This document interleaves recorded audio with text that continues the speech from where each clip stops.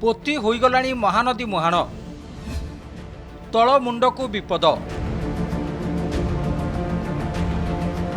Cricket Padiyar भ्रम सृष्टि करुवा चित्र महानदी मुहाण अंचलर।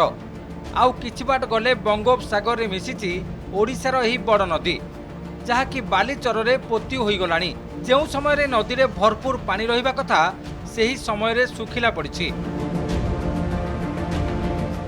बर्तमान आम नई मझीरे ठिया किंतु एटा नई मझीरे आपन को विश्वास हबनी एथिपाई एटा चरा बर्तमान पूरा क्रिकेट फील्ड ही हो बर्तमान क्रिकेट फील्ड एथिपाई जेतबेले ऊपर महल जो बढ़ी पानी आसे से पानी रे बाली जो आसे ये टोटाल को आम पोती देछि बर्तमान सुधा किंतु ऊपर मंडर पानी बर्तमान तलमुंड को आसी पारनी बा तलमुंडर समुद्र जुआर पानी ऊपर मंड को जाई पारनी। एठिका एते गंभीर बर्तमान परिस्थिति जे नदी मझी एक प्रकार टापुरे परिणत हो सारानी एवं आमे एठिका आसीबा पई जो बोट माध्यम रे आसिलु से बोट मध्ये बारंबार विभिन्न स्थान में लागिला कारण ए जगह रे बोट जीवा मध्ये संभवकर नुहे।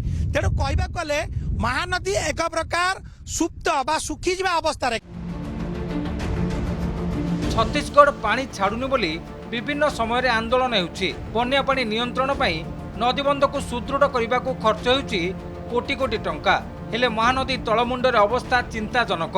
मुहाण पोती हेबा फल नदीर जल ठीक भाव में निष्कासित हो न पारिबा नै आशंका देखा देछि जहाँ तलमुंडरे बन्या परिस्थिति सृष्टि करिबो बोली आशंका करिसंती तलिया अंचल रे रहुतिबा लोके।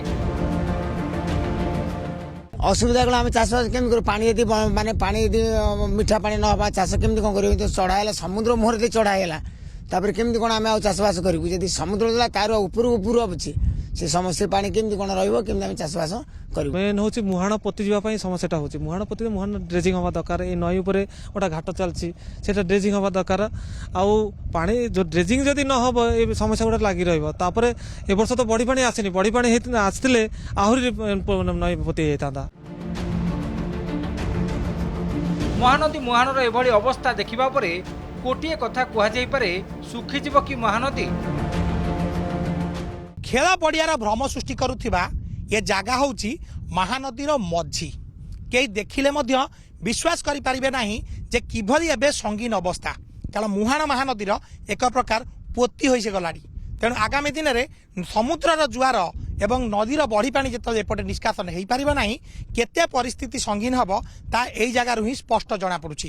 केन्द्रापड़ारू कैमरा पर्सन राजेन्द्र परिड़ा सतोष पंडा, कनक न्यूज।